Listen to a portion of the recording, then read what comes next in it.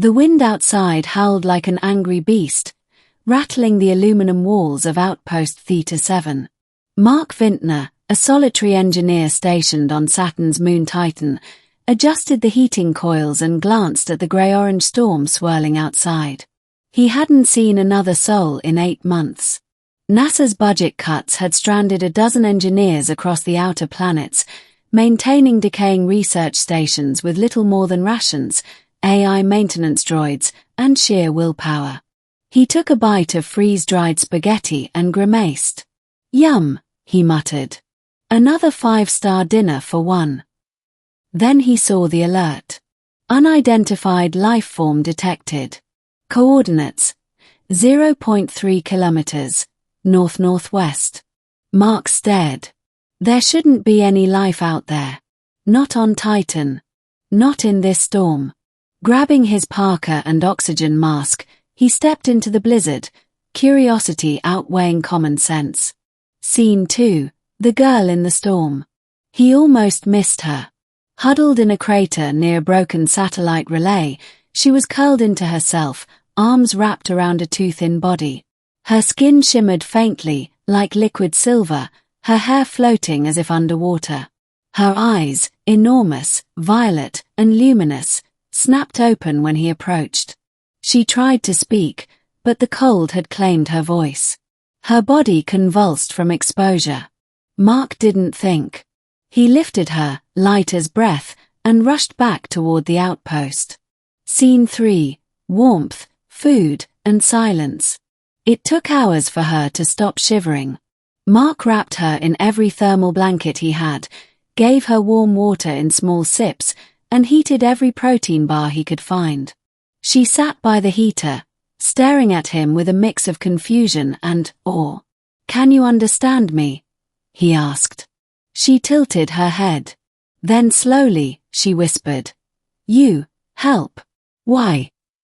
Mark blinked. Her voice was melodic, like wind chimes in spring. "Well," he said, awkwardly, "you looked hungry." She blinked again. "No one helps. You, different." He chuckled nervously. "Guess I'm just old-fashioned." She stared at the spaghetti packet in her hands. "This food." "Barely," Mark muttered. "But it's all I've got." She devoured it like a miracle. Scene 4, questions and names. Days passed. The storm outside raged, but inside, the outpost glowed with new life. The woman, she called herself Syrah, spoke more fluently each day. She told him she came from a deep space civilization far beyond the Kuiper Belt. Her ship had crashed while scouting Titan's methane oceans. She'd survived on trace energy sources for weeks before collapsing near his station. "You saved me," she said, watching him work on the comms array. "That makes us bonded." "Bonded?" Mark asked, frowning. "In my culture, rescue in Deathstorm is sacred. Life debt." "Oh, no pressure, then." She smiled, baring small, glimmering teeth. "It means I must protect you. And, possibly, marry you." Mark dropped his wrench. Scene 5. Companionship. Despite the awkward declaration, Syrah never pushed. She stayed close, learning, helping.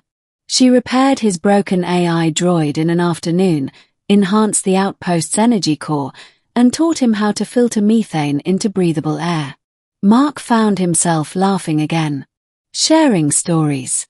Teaching her chess. Cooking, well, reheating, meals together. She was intelligent, kind, curious, and devastatingly beautiful in an alien, ethereal way. "You know," Mark said one evening, "I never thought Titan would be the place I found someone to talk to." She reached out, gently touching his hand. "You're not alone anymore." Scene 6. The rescue ship. 3 weeks after Syrah's arrival, the NASA recovery ship arrived early. Mark had filed a vague report, found energy anomaly, possible wreckage, but he hadn't mentioned Syrah. Not yet. When the landing craft docked, Commander Alvarez stepped into the outpost with a grin. Ready to go home, Vintner? Mark hesitated. Home. Syrah stood behind him, unreadable. Any other discoveries?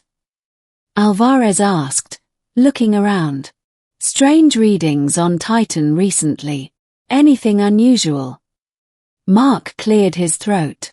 Actually, yes. I found a survivor. Alien. Her name is Syrah. Alvarez's smile faded. Say again. She's peaceful. Intelligent. Needs sanctuary. I need to report this, the commander said. There'll be debriefings. Quarantine. Labs. No, Syrah said softly. Not cage. Not again. Alvarez narrowed his eyes. She's already been in captivity. Mark stepped between them. I won't let you treat her like a lab rat. The commander raised a brow. You care for her? Mark didn't even hesitate. Yes.